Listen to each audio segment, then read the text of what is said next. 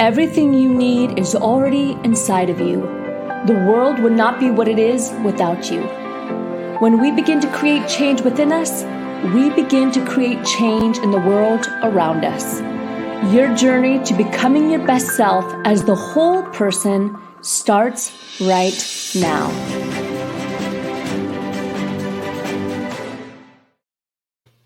Hello, and welcome to the Rise Up For You podcast. We are live if you're watching us on our Facebook page, or perhaps you're listening to us on your way to work or to that favorite niece's birthday party. I'm excited to be here with you today. My name is Lauren Sweeney, and I am your host of the Rise Up For You podcast. Today's guest is Neil Gordon. He is going to talk with you today all about presenting, speaking, and all the different keys that you need. If you're watching us live, you're welcome to comment as well. And if you're listening to us later on, that is fantastic. You can leave us a review or drop a comment below on your favorite platform. Let me tell you a little bit about Neil. Neil Gordon helps experts become the face of a movement. Wow. He works with executives, influencers, and thought leaders, and has helped them get six-figure book advances, be on shows like Ellen and Dr. Oz. I think we need to hire you, Neil, and double their speaking fees. Prior to becoming a communications expert, he worked on the editorial staff of Penguin Random House, where he worked with New York Times bestselling authors. He has been featured on Forbes, Fortune Inc., and NBC Palm Springs, and is a VIP contributor for Entrepreneur. Absolutely fantastic.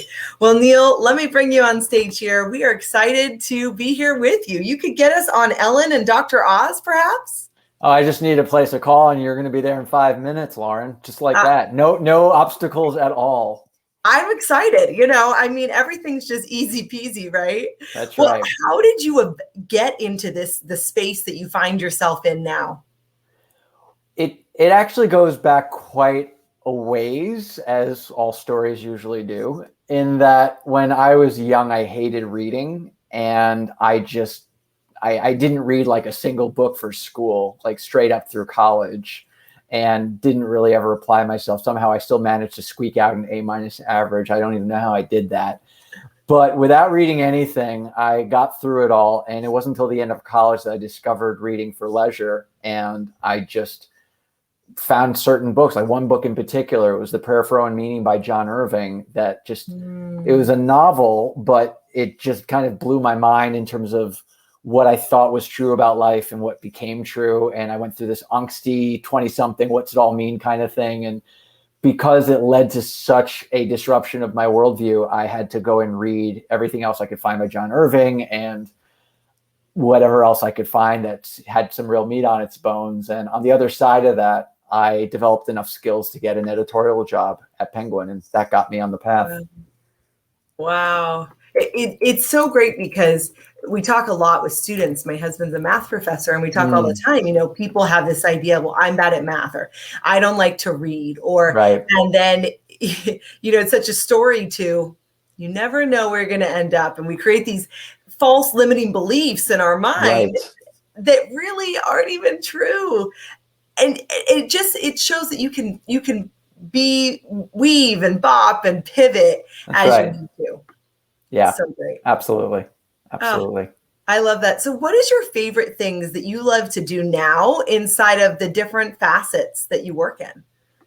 Well, I have to say that the thing that never, ever gets old is working with someone who, let's say, has developed an area of expertise over what's often decades. They've been working and being very good at just kind of helping people one-on-one or a bit at a time. And the other person has problems, and they can respond to those problems with their expertise.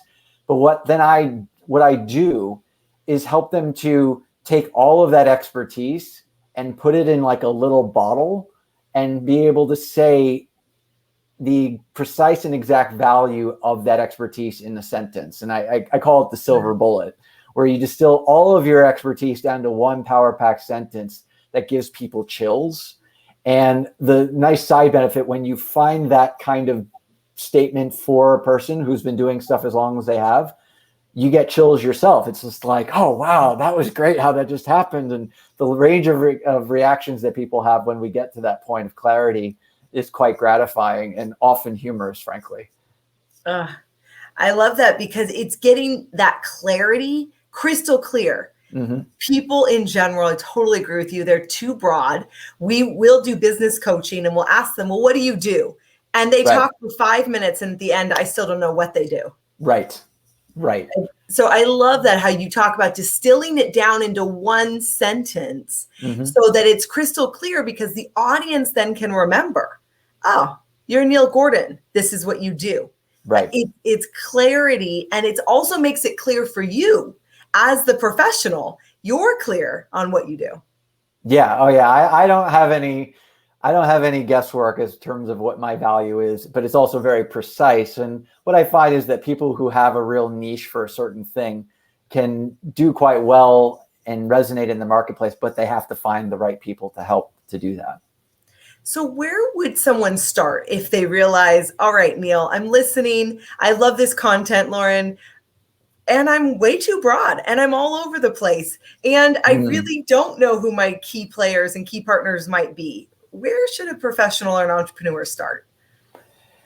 It's, to me, I mean, there are so many different ways we could go with that all have value and validity. What I find winds up being of particular value is how we can think not so much about what our expertise is or what are we good at or anything like that. What we can think about is what kind of impact do we know we have and feels good for us to have.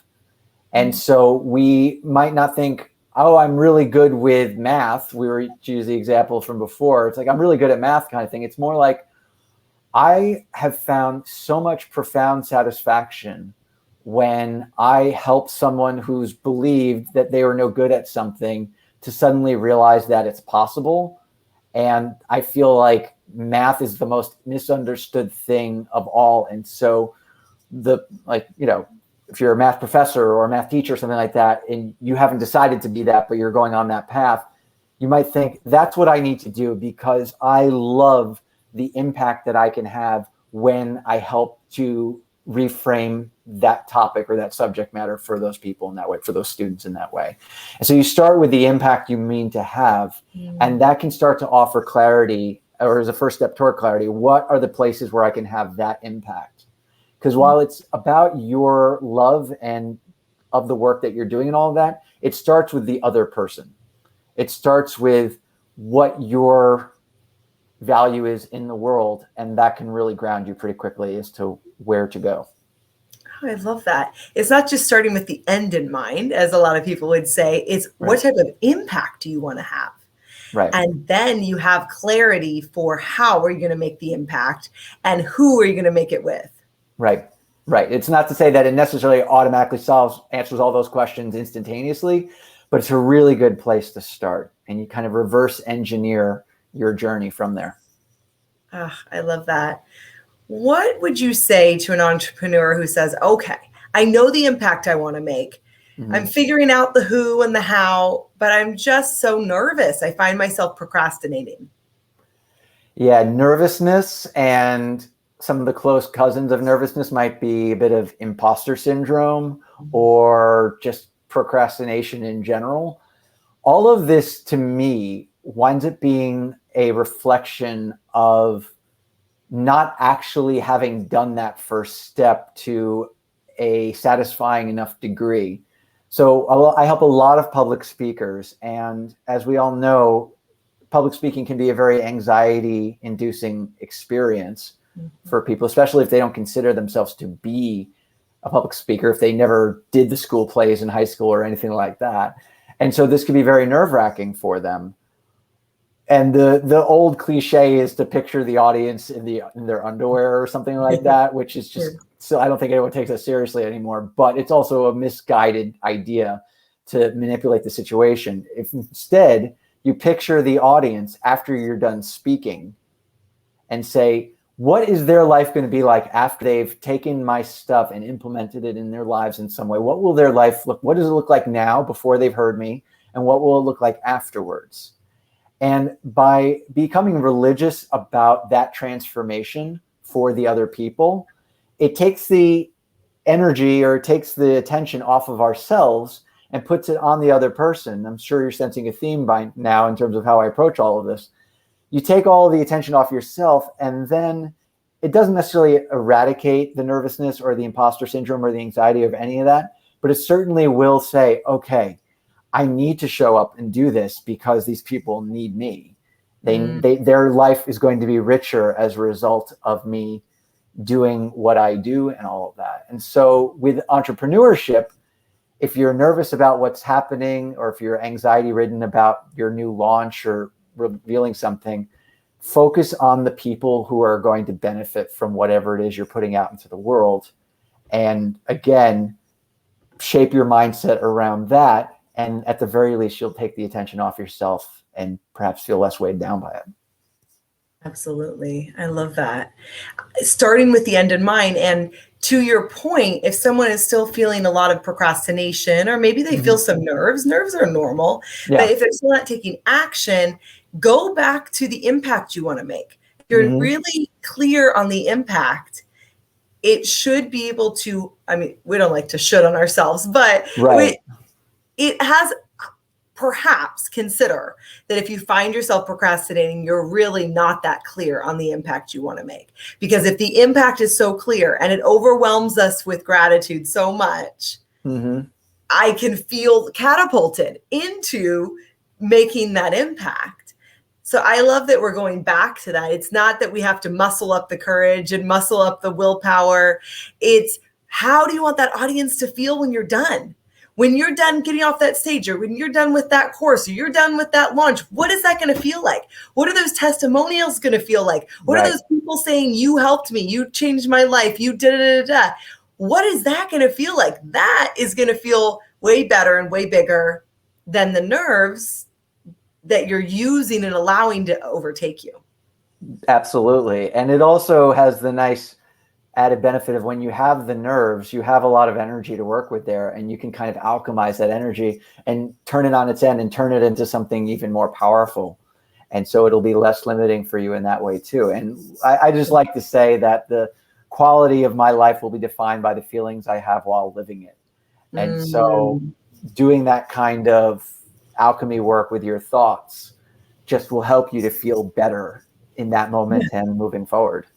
And why not feel better? Let's go. Let's do it. Yeah. I also love that you brought up the who. So I think most of us don't like to work in isolation. And certainly if we're an entrepreneur or we're working virtually, as many more of us are than ever before, it can feel isolating. So let's talk about the who. Let's say I'm clear on the impact I want to make and I'm figuring out how I'm going to do it, but I do need some kind of accountability or maybe a coach. Talk about how someone would find who to partner with.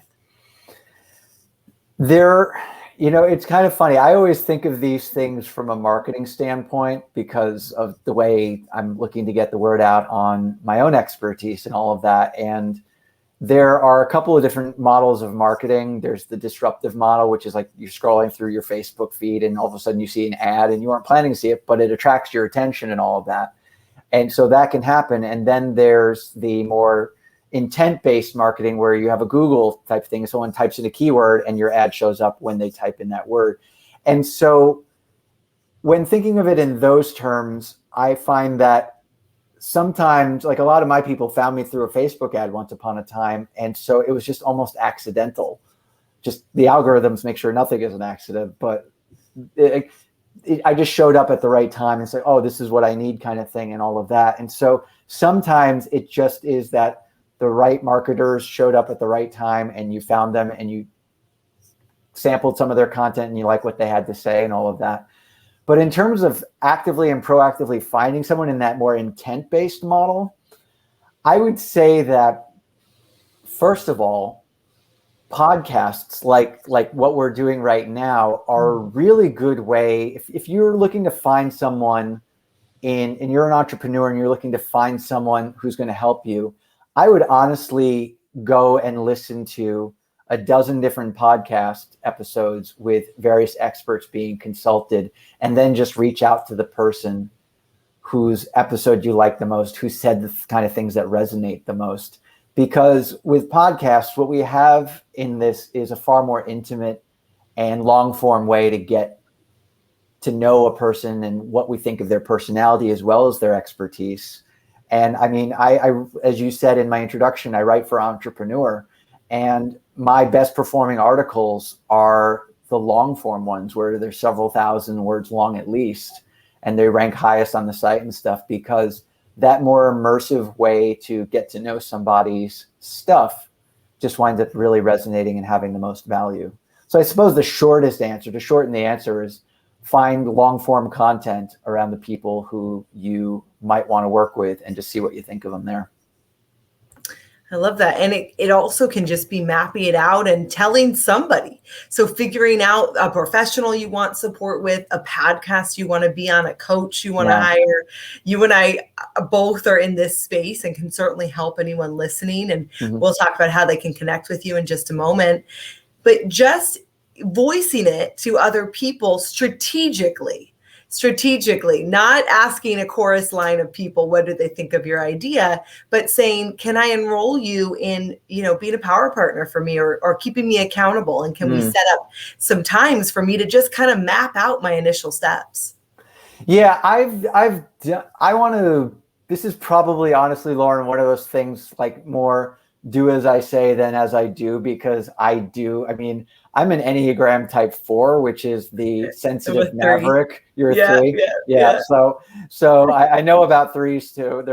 I went through a 3 phase myself, actually. And so the 4 is like the sensitive maverick, who's just kind of this tortured, go it alone type of person. So I wouldn't want anyone to follow my example and prone to isolation when it comes to being held accountable for things. But what I do know is that I'm working with a colleague now on an offer around writing articles, because we both write for Entrepreneur and he writes for Fast Company and stuff. And so we're collaborating, and we have a specific date in mind, and I need to get back to him and all of that. So my model is actually more just to actually work with somebody else, I suppose. And because I'm going to have to be held accountable, otherwise I'm going to let them down, and I don't want to do that. So, but just having an accountability partner, very simply, is also a way to go.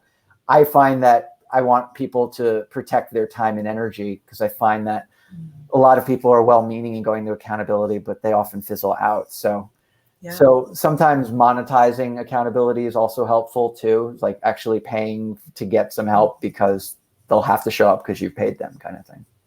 Absolutely. And that's where we come in as coaches, right? And people who can really support that process. Yeah. I think it also goes, Neil, to knowing who you are and knowing what makes you tick, and the type of accountability you need might be different from what I need. So there really isn't a cookie cutter method. It's just get started, know the impact you want to make, and map out a plan, and then figure out what type of support you're going to need.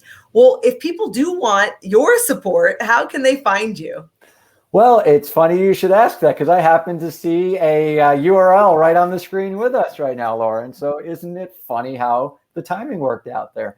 Yeah, my website, as you can see, is neilcanhelp.com, and you can go to neilcanhelp.com/apply if you want to just talk directly and set up a call. But you can just look around on the site. And as you can see on the screen now, there's a quiz that I also like to point people toward, just to have a kind of a fun-loving way to learn about how to be a more captivating speaker instantaneously. And there's some fun-loving animal metaphors with the different speaker personality types. Am I an elephant? Am I an owl? Am I a monkey? Am I a bird of paradise? Which is always interesting for people to find out about themselves.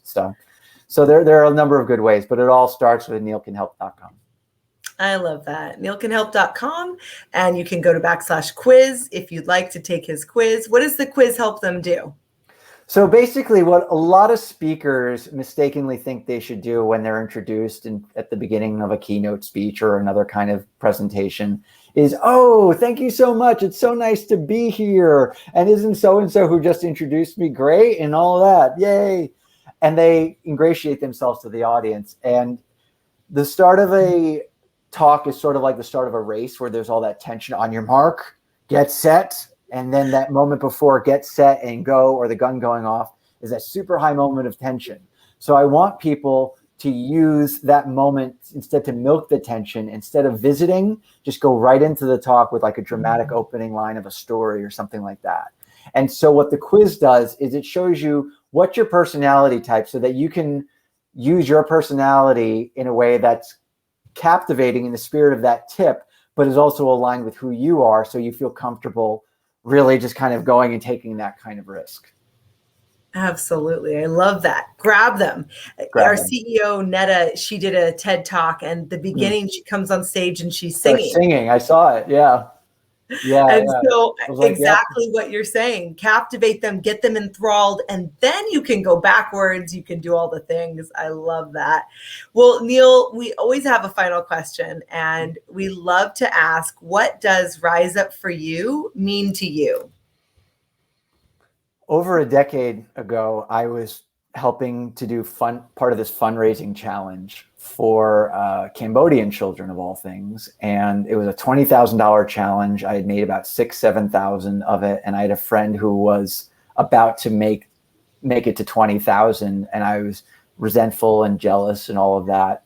And I had just done a fundraiser where I had about $1,500 cash on me in my apartment. I needed to deposit it and donate it to the cause.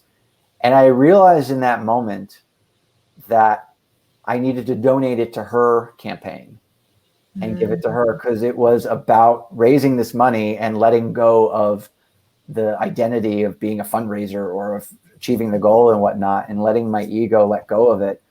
And honestly, Lauren, when I did that, I suddenly felt this whole buzz, and like everything was just kind of vibrating a little bit. And, a few minutes later, I just had to like cry my eyes out because I just couldn't hold the energy at that such an intense level. But in that moment, I didn't feel separate from her or anyone else. And it was a sense of connectedness that honestly was the best 10 seconds of my life. Wow. And so rising up for you, to me, is about making the choice to let go of our own stuff and really immerse ourselves in the belief that we are ultimately all connected, and to somehow help our monkey mind to get out of the way and just to experience that. And honestly, I've not experienced it since, so I'm still on the hunt, but that's what it means to me. Wow. I get chills hearing that story. I love that. Dropping the ego identity of like, oh, I fundraise. And, oh, look at me. I'm such a good person. Look what I did for all these people. No. Wow. And it's not about, being an Enneagram 3. We like to win. Yet, right. Really, it was about the cause. And you knew that was what it was really about. Right. So fantastic. Well, Neil, thank you for being on our show today. I appreciate it very much being here, Lauren. Thank you very much. Oh, so great. I got chills. Did you get chills just listening to that story? I think everyone can kind of relate to dropping that identity. Well, if you would like some more support here at Rise Up for You, we would love to give you our free success kit.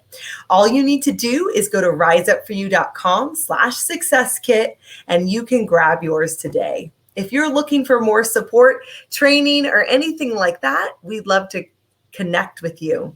Text CONNECT to 949-416-0671. That's 949-416-0671. Just text the word connect and you will get a link that will pop up, and you can schedule a call with myself or one of our team members. I'm Lauren Sweeney. Thank you for watching us live or listening to us. We appreciate you being here, and we'll see you next time on the podcast.